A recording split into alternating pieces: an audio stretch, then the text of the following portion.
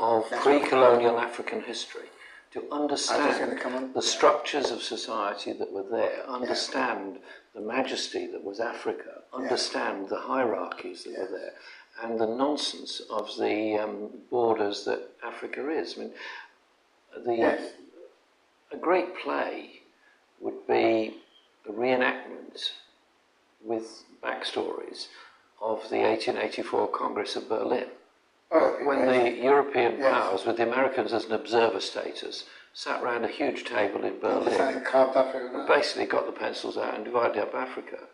And King Leopold never went there, but he stayed in Brussels the whole time and sent messages every day by carriage as to which bit of the Congo he wanted. It wasn't even for Belgium, it was for him. It was for him. It was his personal property. This is what I'm bringing you back to now, which is slavery and colonialism never pays, and you always have to pay the price. And sometimes the price may not be paid right then. Unfortunately for our generation and our children's generation, it's us who's going to have to pay the price. It's now we're paying the price. So this thing that happened all that time ago is now coming full circle to us. And as much as the newspapers will probably do in the next little while, have to do everything they can to avoid the subject of slavery, it's calling. It's been calling for years. And slavery is something we have to pay back. We have to undo it. And all this nonsense about, well, we will never pay reparations. Well, I think in time you will. The economic structures, the ownership structures and so on did not change at all. Not at all. I mean, can you imagine, Jeremy, today, I went to Barbados in '74. I'd just done something with Muhammad Ali, actually. And I went from there to Barbados to do because I was doing a film with Ali about the black Muslims. Right. I wasn't interested in boxing, I was interested in the Muslims. And so I went from there to Barbados. And I saw, and they're still there, the houses they live in. The houses they live in half the size of this room. And there were chattel houses that the slaves had lived in. The chattel houses. The same houses. And I tell you something, I watched them doing polo. They had a polo game. Oh, the white rich were playing polo. Very expensive game. Polo. That's right. And what they did, they sent across the polo field, ranging from about 5 or 6 years old to about 80 years old, whole series about black people on their hands and knees, picking out the seagrass so they didn't hurt the horses' hooves. This was '74. And do you know what I did? I stood there and I cried. I just cried. I just bawled my eyes out. I could not. I mean, I'm always crying now because it still hurts. And I just thought, my God, this is just humiliation. This is now your island, but it isn't. Because the same people who owned the island when it was a slave island are still the majority of people who still own the island today. Well, that's got to stop. Your books mention Spitalfields and the support that the white working class gave to slaves that were freed and living in Britain but in danger of being captured by slave catchers.